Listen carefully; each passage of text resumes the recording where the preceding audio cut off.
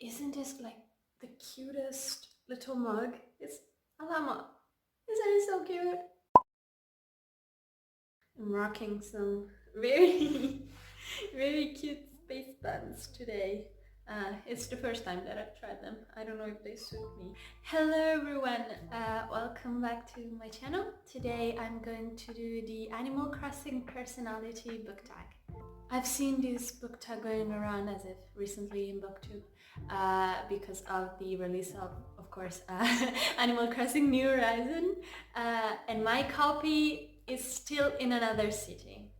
We're still in lockdown, so I can't go retrieve it. So it's been great.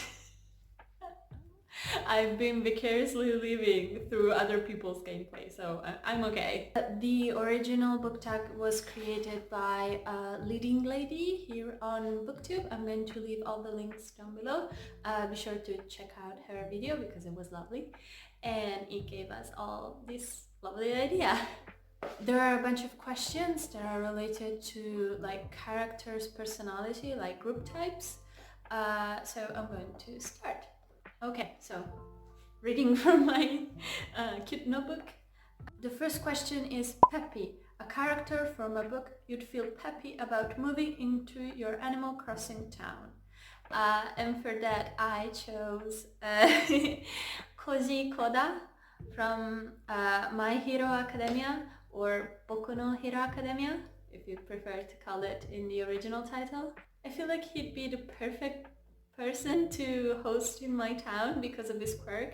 He like attracts animal and he can talk to them and instruct them. So Animal Crossing, animal quirk, I think it will be awesome.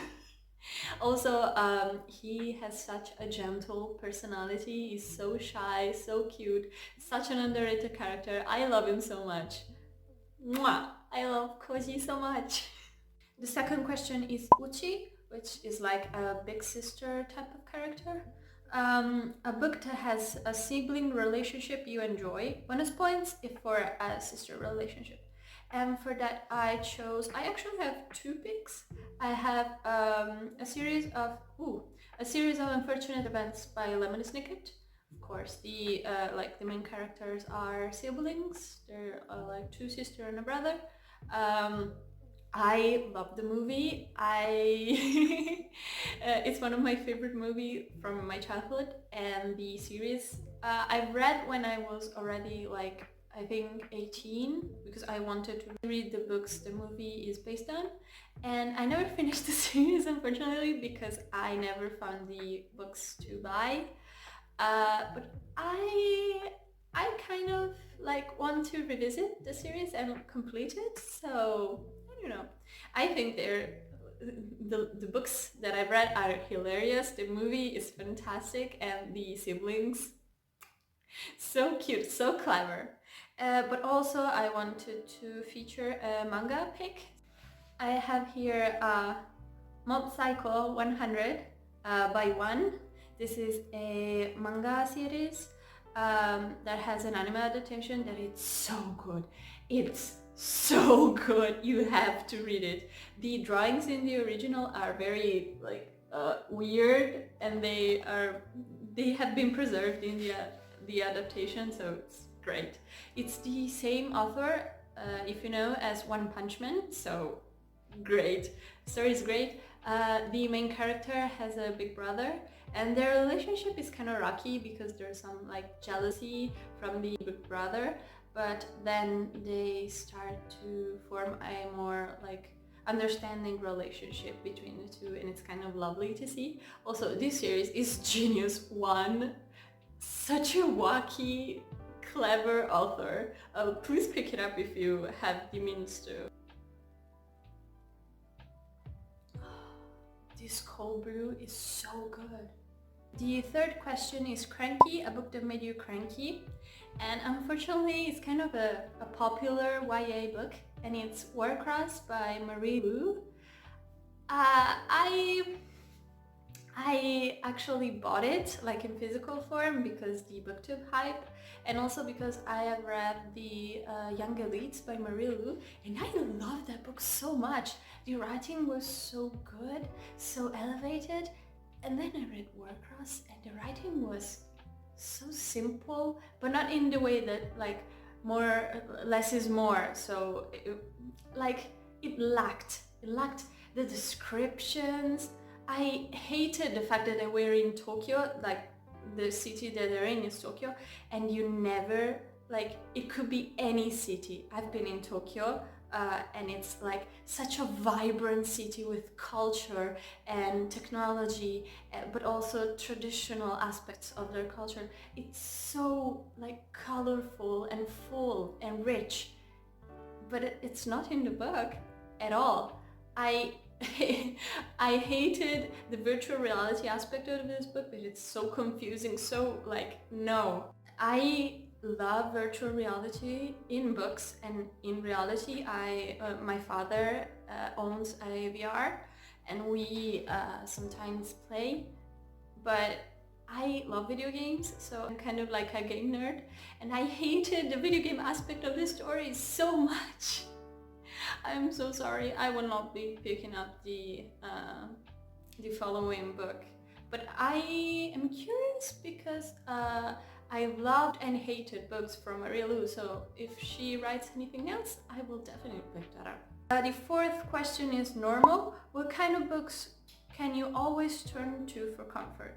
And that for me is actually romance books, like silly rom-com type-like books that have like a comedic aspect to them, because I kind of tore my brain off. I've said that in my, I think, first video, but like comedic romance books, wow, they're like a safe space for me, and I used to hate them and now I love them. I don't know if it's like me being single and that's why it's a safe space for me reading about romances, but I don't know. The fifth question is nudie, a book you enjoyed that no one else seemed to, or an unpopular bookish opinion you have. I'm going to do the book that everyone didn't enjoy but me, and apparently that is this bad boy. It's Gollum by Lorenzo Ceccotti. He is an Italian author. This is a graphic novel that has the most beautiful drawings. Wait for it. It's like insane how good his drawings are. Like full color, vibrant drawings, and like it's so good. Even just like the cover, it's so great. I have bought all the graphic novels that this author wrote and all the books that he did the cover for, because I love this art style so much. But it has like a 3.33 average on Goodreads, and I don't understand why. The story of this was so great. I don't think it will be like published in other languages soon, but if you're like Italian or you know Italian, definitely pick this book up, please. It's so great. It's like a sci-fi futuristic world. Mwah! 10 out of 10. Great book. The sixth question is lazy, a book that took you too long to finish. And that, my friends, is The Goldfinch by Donna Tartt. The Secret History is one of my favorite books, like ever. I love the book so much, and I was like, I want to see the movie so bad for The Goldfinch, so I'm going to read the book before it goes out. This book is massive. It's so long. It has how many pages in this version? 892. 892. It's so long. And I loved the first half, like for me this is the first half, and then it dragged so much in this like portion, and then the ending was like wham, 5 stars. But averaging out, I think I gave it 4.5, 4 stars. This book talks about a young boy whose mother died in a tragic like bombing accident in a museum, and he is one of the few survivors, and he takes with him one of the painting, and it's the Goldfinch, and it's the story of him like spiraling out of control, between him moving with his dad that he doesn't really like in Las Vegas, and then following this painting that somehow gets stolen. He finds it in the black market, and it's such a compelling story, and it's written with the pacing of a thriller, aside from these like little chunk. It was so great, but it's so long. It's so freaking long. It took me, I think, a month to read it. It was so long. Oh my god. The 7th question is smug.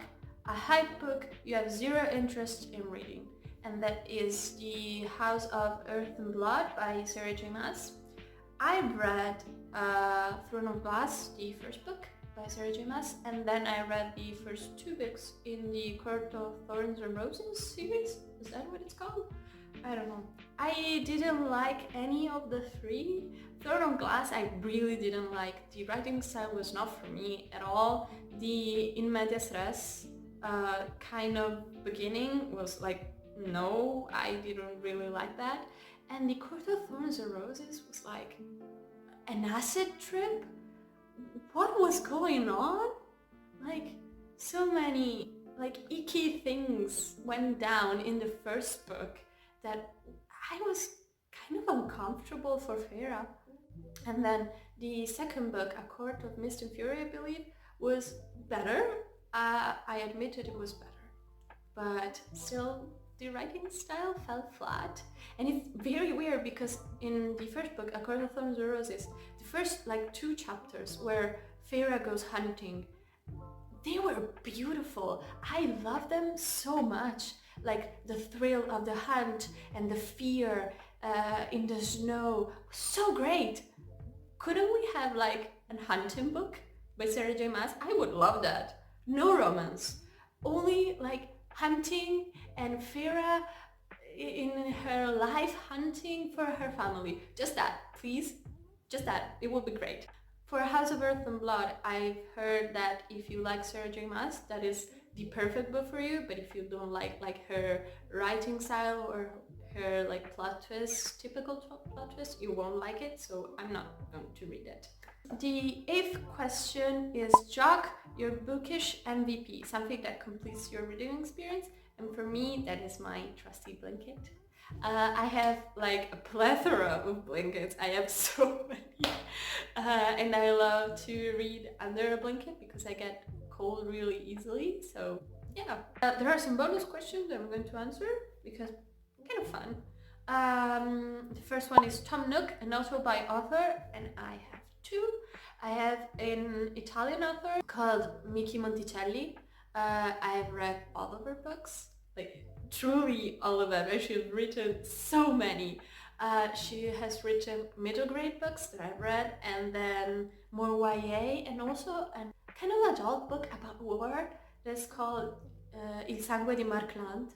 It was so great. The war aspect was so complex and thought out.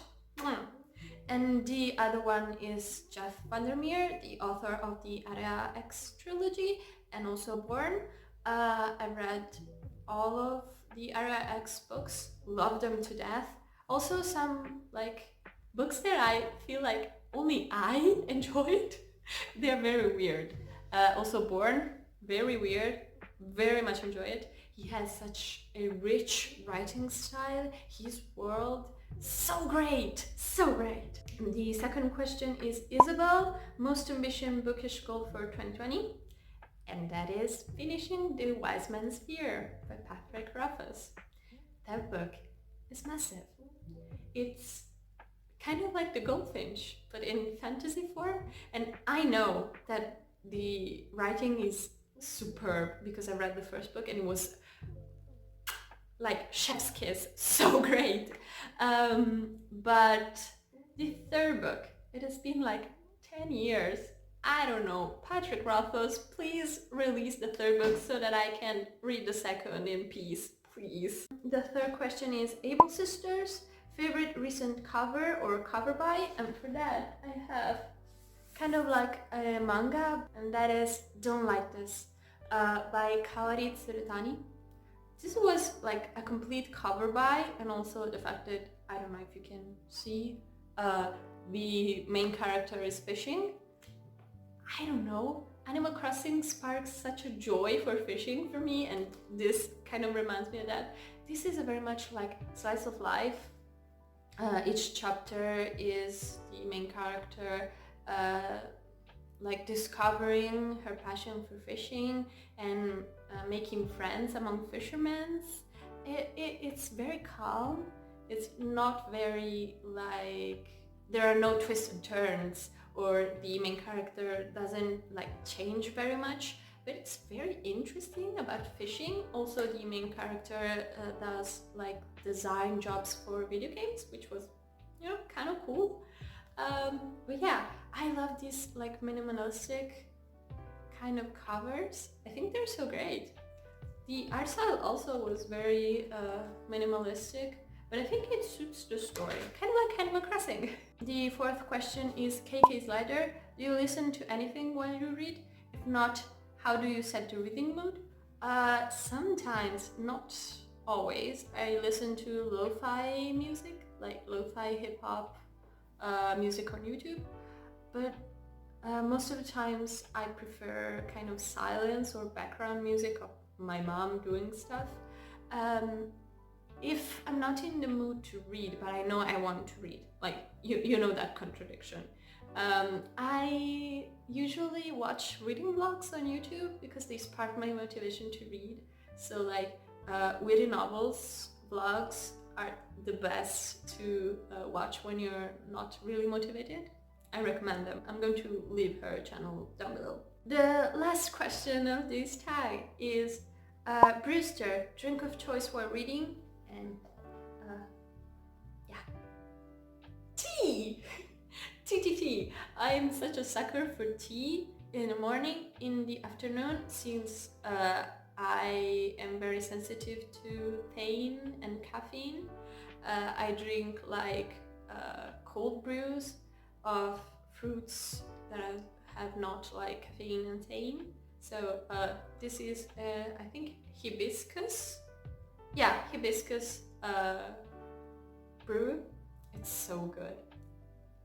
We have arrived at the end of this book tag. It was so much fun. I love book tags. I'm going to like try to film them more in the future. The day after tomorrow, the Owl's Magical Region starts, so I think I'm going to vlog kind of my experience. I'm not going to do like super long vlogs that I've done for the Animal Crossing readathon, but I'll try. So if you're interested in that, stay tuned. Also for other book tags, and I have so many fun things planned. So if you're interested, you know, think about subscribing or leaving a comment. I don't know. You Booktube people are lovely, so I'm having so much fun. Other than that, I think I will see you in my next video. Bye!